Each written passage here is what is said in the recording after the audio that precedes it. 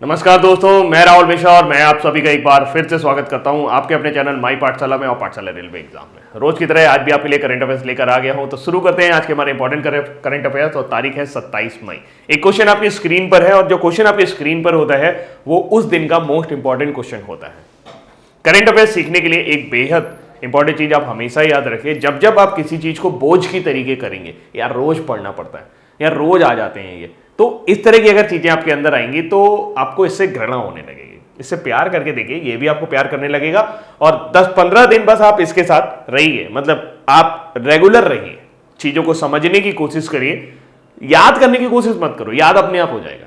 अगर आपने कोशिश की कि याद कर ले तो याद नहीं होने वाला, फिर बहुत टेंशन होने लगती है। तो टेंशन नहीं लेनी अपने को बस देखना है, न्यूज को समझना है, ऑटोमेटिकली जितना याद रहेगा वो काफी है, बाकी रिवीजन क्लासेस में और ज्यादा याद हो जाएगा।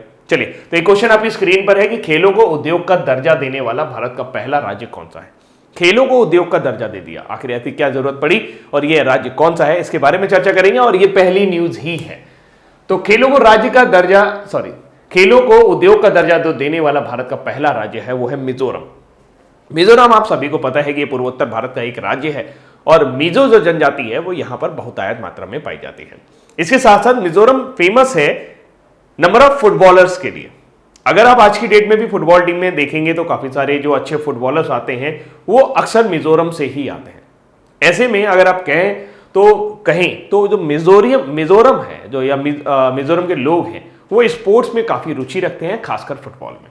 2013 में शुरू हुई आईएसएल यानी कि इंडियन सुपर लीग, जो कि फुटबॉल की भारत की एक बड़ी लीग है, उसमें देखा गया कि पिछले साल लगभग 150 खिलाड़ी अलग अलग राज्यों से खेल रहे थे, लेकिन वो सब मिजोरम के थे। तो फिलहाल मिजोरम मंत्रिमंडल ने राज्य में खेल क्षेत्र को बढ़ावा देने के लिए हाल ही में खेलों को उद्योग का दर्जा दिया है। अब उन्होंने खेलों को उद्योग का दर्जा क्यों दिया, इसके बारे में बात करते हैं। देखिए, अक्सर मिजोरम जो है वो पहाड़ी इलाका है, वहां पर खेती वगैरह और अन्य जो संसाधन है वो बहुत कम है। ऐसे में खेलों को बढ़ावा देने के लिए, खेलों के लिए एक एनवायरनमेंट बनाने में वहां पे कोच होंगे, अच्छे खिलाड़ी होंगे, लोग सीखने के लिए मिजोरम जाएंगे, तो एक खेल क्लस्टर के रूप में उसको विकसित करने की योजना है। तो फिलहाल राज्य के मंत्रिमंडल की बैठक में खेल और युवा मामले के विभाग के प्रस्ताव खेलों को उद्योग का दर्जा देने की मंजूरी दी गई है। निवेश को आकर्षित कर खेल गतिविधियों को बढ़ावा देने के लिए मिजोरम ने खेल को उद्योग का दर्जा दिया है, क्योंकि अगर एक बार इंडस्ट्री के फॉर्म में आप उसे पेश करने लगे तो लोग इन्वेस्ट भी करेंगे, पैसा भी आपके पास आएगा और इसके जरिए जो मिजोरम है वो काफी उन्नति पा सकता है। मिजोरम ऐसा करने वाला देश का पहला राज्य बन गया है। मिजोरम के बारे में अब चर्चा छिड़ी है तो दूर तक जाएगी। मिजोरम के लिए कुछ इंपॉर्टेंट पॉइंट, हिंदी वाले परेशान नहीं होंगे, हिंदी वाली स्लाइड आगे है, लेकिन हम यहां पर ही चर्चा करेंगे। मिजोरम जो है उसने अभी हाल ही में चापचार कूट महोत्सव, ये वहां का एक लोकल फेस्टिवल है जो मिजो जनजाति द्वारा मनाया जाता है, 6 मार्च 2020 को मनाया। झारखंड का Jharia, green peas international report के अनुसार झारखंड का झरिया भारत का सबसे अधिक प्रदूषित शहर है, लेकिन मिजोरम का जो जिला है लुंगलेग, वो सबसे कम पॉल्यूटेड शहर है भारत में। आगे बात करें तो मिजोगर्ल लाल रेमसियामी जो को संबंध है वो मिजोरम से है। इनको अभी हाल ही में फेडरेशन ऑफ इंटरनेशनल हॉकी यानी कि इंटरनेशनल हॉकी महासंघ द्वारा इन्हें rising player of the year का अवार्ड दिया गया था 2019 के लिए, और इसी में world game athlete of the year का अवार्ड मिला था रानी रामपाल को। लाल रेमसियामी भारत की हॉकी खिलाड़ी हैं और ऐसा है कि वहां से फुटबॉल खिलाड़ी आगे निकलते हैं, लेकिन लाल रेमसियामी हॉकी खिलाड़ी हैं, मिजोरम से संबंध रखती हैं। मिजोरम और अरुणाचल प्रदेश दोनों का ही जो गठन हुआ था वो 22वें और 23वें राज्य के मुताबिक 20 फरवरी 1987 को हुआ था, इसलिए अभी हाल ही में 20 फरवरी को मिजोरम और अरुणाचल प्रदेश दोनों ने अपना स्टेटहुड डे यानी कि राज्य स्थापना दिवस मनाया। आगे चलते हैं। चीफ मिनिस्टर वर्तमान समय में जोरामथंगा है, गवर्नर है PS Sreedharan Pillai, capital Aizawl, state animal Sumatran serow है, ये बकरी की प्रजाति का एक जानवर है, गोवंश आप इसे कह सकते हैं। स्टेट बर्ड वाबू बोला जाता है, इसे तीतर भी आप कह सकते हैं। स्टेट ट्री मसुआ फेरिया, ये आपका बॉटेनिकल नेम है, जबकि इसे नाग केसर हिंदी में कहा जाता है। स्टेट फ्लावर जो है वो है आपका सेनहरी की जो है वो आपका स्टेट फ्लावर है मिजोरम का। तो थोड़ा सा जल्दी से देख लेते हैं। चापचार कूट उत्सव का संबंध मिजोरम से। मिजोरम का लुंगलेई लीस्ट पॉल्यूटेड सिटी है इंडिया का।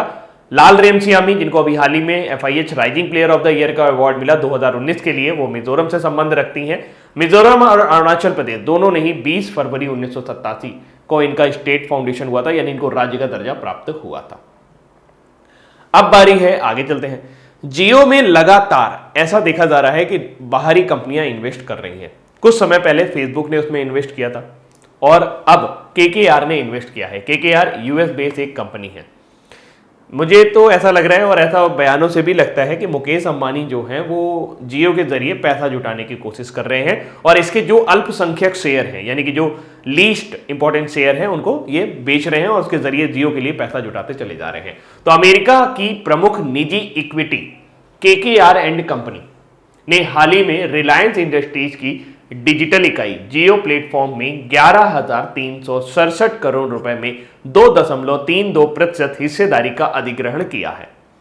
रिलायंस इंडस्ट्रीज की घोषणा के अनुसार पिछले 4 हफ्तों में जियो प्लेटफॉर्म में अल्पसंख्यक हिस्सेदारी बेचने के लिए यह 5वां सौदा है। जैसा कि मैंने बताया, वो लगातार अपने शेयर बेच रहे हैं और इससे जरिए पैसा जुटा रहे हैं। इससे पहले रिलायंस ने Facebook, silver lake partners, Vista equity partners और जनरल अटलांटिक सहित वैश्विक प्रौद्योगिकी निवेशकों से लगभग 67,194 करोड़ रुपए जुटाए हैं।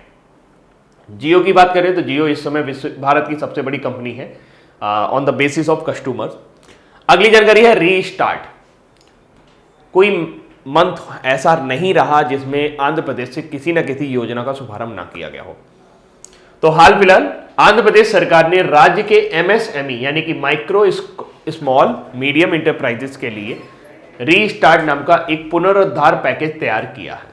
अभी इसी तरीके का एक पैकेज उत्तर प्रदेश में भी देखने को मिला था, जहां पे योगी आदित्यनाथ जी ने उत्तर प्रदेश स्टार्टअप पैकेज की शुरुआत की थी, ताकि जो भी आपके सूक्ष्म एवं लघु उद्योग इकाई है उनको पैसा दिया जा सके और वो अपने उद्योग को पुनः रन कर सकें। लॉकडाउन के दौरान उन सभी उद्योगों की जो स्थिति है वो काफी खराब हो गई, क्योंकि उन्हें लेबर भी नहीं मिल रही थी और ये बंद रहते हैं तो इसमें कुछ इतना मुनाफा नहीं होता है कि कंपनी कम से कम सालों या 1.5 साल तक रन कर सके।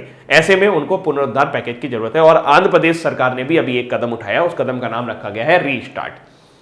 इस योजना में 1110 करोड़ रुपए परिव्यय आने की संभावना है और इस पैकेज की मुख्य विशेषताएं MSME इकाइयों को सभी बकाया प्रोत्साहनों का भुगतान, यानी कि जितना उनका लोन वगैरह है उसको वो भुगतान कर सकेंगे और जितना उनका, अगर मान लीजिए कोई इनकी डिबेट खड़ी हुई है, कोई इनका पास इनकम टैक्स का रिटर्न खड़ा हुआ है, तो वो सारा का सारा वो भुगतान तुरंत का तुरंत कर दिया जाएगा। और 3 महीने की निर्धारित मांग शुल्क में छूट और MSME को कार्यशील पूंजी ऋण उपलब्ध कराया जाएगा।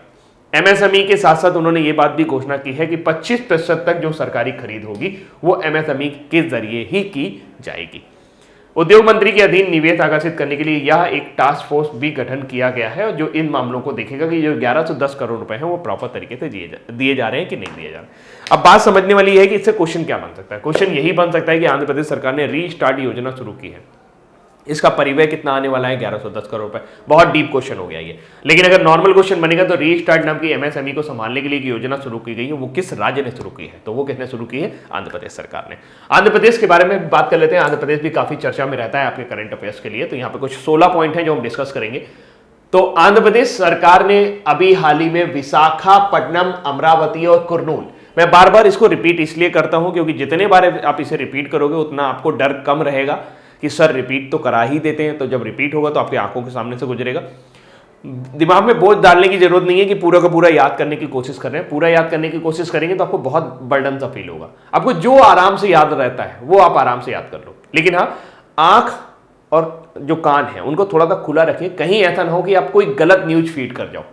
यहां पर मैं बता रहा हूं कि विशाखापट्टनम, अमरावती और कुर्नूल जो है वहां पे 3 राजधानियां बनाए जाने का प्रस्ताव अभी आंध्र प्रदेश सरकार ने जनवरी में पारित किया था, जिसमें विशाखापट्टनम को जो है वो बनाएंगे एग्जीक्यूटिव यानी कि कार्यकारी, और उसके बाद अमरावती को वो बनाएंगे आपका लेजिस्लेटिव यानी कि विधायी, और कुर्नूल को वो जुडिशियल यानी कि न्यायिक राजधानी अपनी बनाएंगे। तो उच्चतम न्यायालय जो होगा वो कुर्नूल में होगा, जो विधानसभा वगैरह जो होगी ये आपका कहां पर होगा? ये आपका अमरावती में होगा, और जो आपकी कार्यपालिका यानी मंत्रीगण जो बैठेंगे, बैठक होगी, वो सारा का सारा आपका विशाखापट्टनम से संचालित किया जाएगा।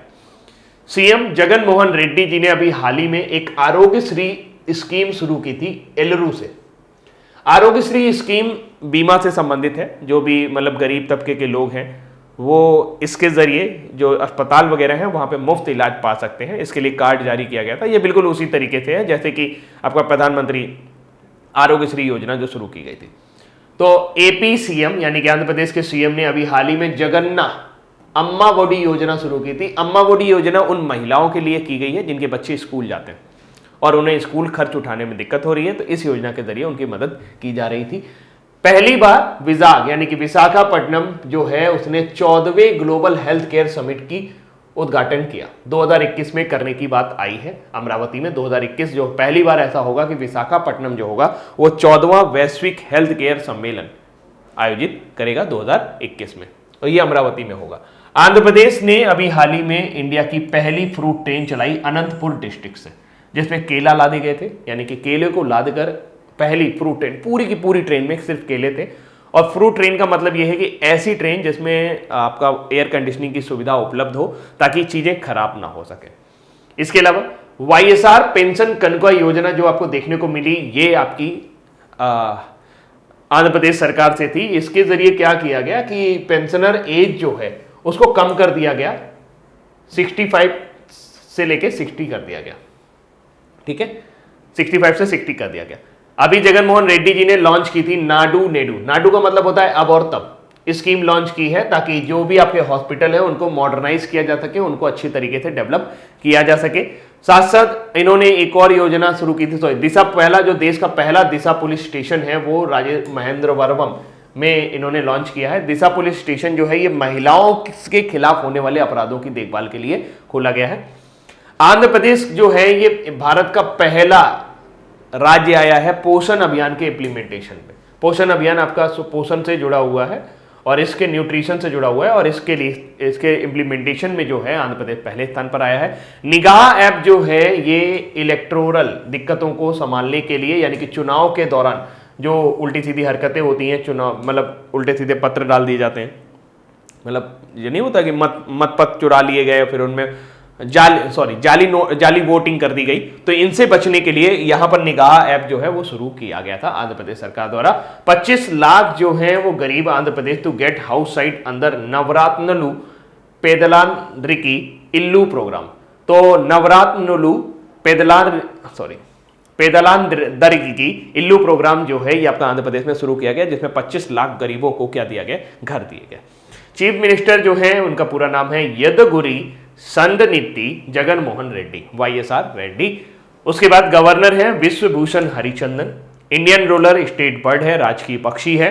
स्टेट एनिमल है ब्लैक बक यानी कि काला हिरन, और स्टेट ट्री है नीम का पेड़।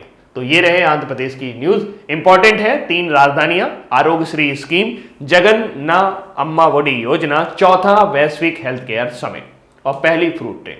ये आपको हिंदी में भी यहां पर देखने को मिल जाएगा। अगली जानकारी है दवा नियामक प्रणाली में सुधार के लिए एक उच्च स्तरीय समिति का गठन किया गया है। भारत में जो कई सारी दवाएं हैं उनको लेकर ये देखा जाता है कि उनको इलीगल तरीके से बेचा जाता है, उनके जो दाम है वो अचानक से बढ़ा दिए जाते हैं। ऐसे में उनको नियंत्रित करने के लिए एक समिति का गठन किया गया है, और ये कि किस तरीके से उनकी सिफारिशों को लागू किया जाए, वो क्या सिफारिशें देती हैं, इसके बारे में बातचीत की गई। जब भी कोई कमेटी गठित होती है तो उसके अध्यक्षता या अध्यक्ष कौन है ये आपको जरूर पता होना चाहिए। तो इस समिति में जो है वो स्वास्थ्य मंत्री के स्पेशल ऑन ड्यूटी अधिकारी राजेश भूषण जो है इस समिति के अध्यक्ष होंगे, और इस समिति में भारत के शीर्ष दवा एवं टीका उद्यमियों के साथ ही फार्मास्यूटिकल विभाग, बायोटेक्नोलॉजी विभाग, भारतीय फार्माकोपिया आयोग और भारतीय फार्मास्यूटिकल गठबंधन और आईसीएमआर के शीर्ष नेतृत्व के साथ एम्स के जन स्वास्थ्य विशेषज्ञ भी शामिल होंगे। भारत के संयुक्त औषधि नियंत्रक डॉक्टर ईश्वरा रेड्डी विश्व की सर्वोत्तम कार्यप्रणाली को अपनाने में समिति में सहयोग का काम करेंगे। तो भारत में इस टाइम संयुक्त औषधि नियंत्रक जो हैं वो हैं डॉक्टर ईश्वरा रेड्डी। ठीक है, तो इसको थोड़ा सा याद रखिएगा कि जो कमेटी गठित की गई है दवा नियामक प्रणाली के लिए, उसके अधिकारी जो होंगे, अध्यक्ष जो होंगे वो होंगे राजेश भूषण समिति, और मदद करेंगे ईश्वरा शेट्टी जो कि संयुक्त औषधि नियंत्रक हैं। अगली जानकारी तब चले तो ये जो तस्वीर आप देख पा रहे हैं ये है एके सीकरी। सुप्रीम कोर्ट के पूर्व न्यायाधीश एके सीकरी ने नई दिल्ली में एक भारतीय विवाद समाधान केंद्र आईडीआरसी का उद्घाटन किया। आईडीआरसी की जरूरत क्यों पड़ी? आपने अभी देखा कि हमारी जो अदालतें थी वो बंद हो गई लॉकडाउन के दौरान, तो ऐसे में एक ऐसी अदालत की परिकल्पना निकल के आई जो ऑनलाइन काम कर सके। उसके लिए आईडीआरसी का गठन किया गया। इसका फुल फॉर्म है इंडियन डिस्प्यूट रेजोल्यूशन सेंटर। यह केंद्र ने पूरी तरह से कागज रहित विवाद समाधान वातावरण प्रदान करने के लिए उठाया है। इसमें कहीं पर भी कोई कागजी कार्रवाई नहीं होगी, जो कुछ होगा वो सारा कंप्यूटर पर होगा। इसके अलावा केंद्र अपने ई मध्यस्थता, ई मेडिटेशन और ई सुलह सॉफ्टवेयर पोर्टल के माध्यम से ई वैकल्पिक विवाद समाधान के रूप में ऑफलाइन सुविधा भी प्रदान करेगा। केंद्र के मध्यस्थता पैनल में सर्वोच्च न्यायालय के पूर्व न्यायाधीश, उच्च न्यायालय, जिला अदालतें, वरिष्ठ अधिवक्ता और पूर्व नौकरशाह और अन्य शामिल हैं। सॉफ्टवेयर दया याचिकाओं की ई फाइलिंग के लिए 24/7 सुविधाएं प्रदान करेगा। तो फिलहाल जस्टिस एकरी सीकरी ने नई दिल्ली में आपका इनॉग्रेट किया है भारतीय विवाद समाधान केंद्र, यानी इंडियन डिस्प्यूट रिजोल्यूशन सेंटर। और इससे एक भी लाइन ज्यादा ऊपर इंपॉर्टेंट नहीं है, बस ये कि ये कागज रहित जो होगा वो आपके जो भी समाधान होंगे, जो भी आपकी समस्याएं होंगी, इनको ये कागज रहित तरीके से सॉल्व करेंगे। अगली जानकारी है युगांडा से। जो तस्वीर आप देख पा रहे हैं ये है युगांडा के राष्ट्रपति योवेरी मुसेवेनी। तो भारत ने क्या किया है कि युगांडा पीपुल्स डिफेंस फोर्सेस को इंडिया नाम का एक वॉर गेम सेंटर जो है वो सौंप दिया है। तो युगांडा पीपल्स डिफेंस फोर्स क्या है? जाहिर सी बात है वहां की जो मिलिट्री सेना है उसको उन्होंने एक ऐसा सेंटर सौंपा है जहां पर वो युद्ध की तैयारी कर सकेंगे और इसको नाम दिया गया है इंडिया। युगांडा की बात करते हैं तो Indian military advisory and training team के साथ मिलकर इंडियन एसोसिएशन युगांडा द्वारा अत्याधुनिक सैन्य प्रशिक्षण सुविधा केंद्र यूपीडीएफ को सौंपा गया है। युगांडा गणराज्य के राष्ट्रपति जनरल योवेरी कागुटा मुसेवेनी ने वॉर गेम सेंटर का उद्घाटन किया, जिसे भारतीय सैन्य दल द्वारा परिकल्पित किया गया था और जिंजा जिले में अब 1 अरब युगांडा सिलिंग या $2,65,000 की कीमत से इसे बनाया गया था। भारतीय मूल के युगांडा वासियों ने वॉर गेम सेंटर स्थापना के लिए स्वैच्छिक योगदान किया है। युगांडा की बात याद आती है तो एक चीज याद आती है, राजेश चपलोत। राजेश चपलोत कौन है? राजेश चपलोत जी वहां के एक सीए हैं, सीए मतलब कि चार्टेड अकाउंटेंट है। उनको अभी हाल ही में युगांडा का सर्वोच्च नागरिक सम्मान प्रदान किया गया था। थोड़ा सा आपको युगांडा घुमा लेता हूं। चलिए चलते हैं दक्षिण अफ्रीका। कुछ कॉपी पेन लेके बैठे? नहीं लेके बैठे? अच्छा ठीक है, तो फिर ले लीजिएगा, या फिर अगर आप याद कर सकते हो याद कर लेना। यहां पर यह है विक्टोरिया झील। विक्टोरिया झील से ऊपर जाएंगे तो आपको युगांडा मिलेगा। युगांडा की राजधानी है कंपाला। कंपाला के आप युगांडा से फिर आप नीचे आओगे तो यहां पर आपको मिलेगा रवांडा। रवांडा की राजधानी है बुकावू। फिर आप बुरुंडी पाओगे, सॉरी रवांडा की राजधानी है किगाली। और फिर आप नीचे आओगे तो बुरुंडी की राजधानी है बुजुम्बारा। और ये जो ग्रीन कलर से आप देख रहे हैं ये तंजानिया है। तंजानिया की राजधानी है डोडोमा। मैं राजधानी याद करा रहा हूं अगल बगल के, क्योंकि अफ्रीका के जो देश है उनकी राजधानी आपको जरूर याद होनी चाहिए, क्योंकि ये एग्जाम पॉइंट ऑफ व्यू से काफी इंपॉर्टेंट रहते हैं। अगर बात करें कीनिया की राजधानी है नैरोबी। इससे ऊपर चलेंगे तो यूथोपिया मिलेगा, यूथोपिया आदिस अबाबा। साउथ सूडान की बात करेंगे, साउथ सूडान की राजधानी जुबा। और थोड़ा सा अगर आएंगे तो ये रिपब्लिक ऑफ कांगो है और यहाँ की राजधानी जो है वो है आपकी किनाशा। तो इस तरीके से आप देखते हैं कि युगांडा जो है ये आपका सेंटर पे है, विक्टोरिया झील के ऊपर है। केनिया, आदिस अबाबा, सूडान, साउथ सूडान और तंजानिया से ये घिरा हुआ है। राजधानी कंपाला है। युगांडाई सिलिंग यहाँ पर मुद्रा चलती है और जो आपके राष्ट्रपति हैं वो हैं योवेरी मुसेवेनी। चलिए अगली जानकारी तक चलते हैं। अगली जानकारी है जोमेटो। कौन नहीं जानता जोमेटो को? आप सभी जानते हैं। जोमेटो जो है ये गुंजन पाटीदार की कंपनी है और गौरव गुप्ता और गुंजन पाटीदार ने मिलकर इसे बनाया था। तो जोमेटो ने अपने खाद्य वितरण व्यवसाय के मुख्य कार्यकारी अधिकारी मोहित गुप्ता को अपने यहां सह संस्थापक पद पर प्रोन्नत कर दिया है। वो अपने खाद्य वितरण व्यवसाय का नेतृत्व कर रहे हैं और उनकी कार्यकारी क्षमताओं में गौरव गुप्ता मुख्य परिचालन अधिकारी रहेंगे और पाटीदार मुख्य प्रौद्योगिकी अधिकारी यानी कि चीफ टेक्निकल ऑफिसर रहेंगे और चीफ ऑपरेशनल ऑफिसर रहेंगे। तो फिलहाल जोमेटो में मोहित गुप्ता जो है वो सह संस्थापक के पद पर प्रोन्नत हुए हैं। अगली जानकारी है वोडाफोन ने वैन बॉक्स मेकर को नया अपना अध्यक्ष चुन लिया है। नवंबर 2020 में अध्यक्ष रूप में जेरार्ड क्लेस्टरली का स्थान लेने के लिए वोडाफोन ने जीन फ्रैंकाइज वैन बॉक्स मेकर की भर्ती की है। वह शराब बनाने वाले हेनकेन के वर्तमान सीईओ हैं। वह 28 जुलाई 2020 को एक गैर सरकारी निदेशक के रूप में शामिल होंगे। वह 2005 से हेनकेन के सीईओ हैं। वह जून 2020 में एशिया प्रशांत प्रमुख डॉल्फ वैन डेन ब्रिंक के कार्यभार संभालेंगे। तो वोडाफोन के जो अध्यक्ष के रूप में शामिल होने वाले हैं उनका नाम है वैन बॉक्समेकर। वोडाफोन और इंडिया जो है वो भारत में विलय हो गया है, वोडाफोन और आइडिया का आपस में विलय हो गया है और ये देश की दूसरी सबसे बड़ी कंपनी बन गई है। अब बारी है आज हमारे न्यूज फटाफट की। विश्व थायराइड दिवस।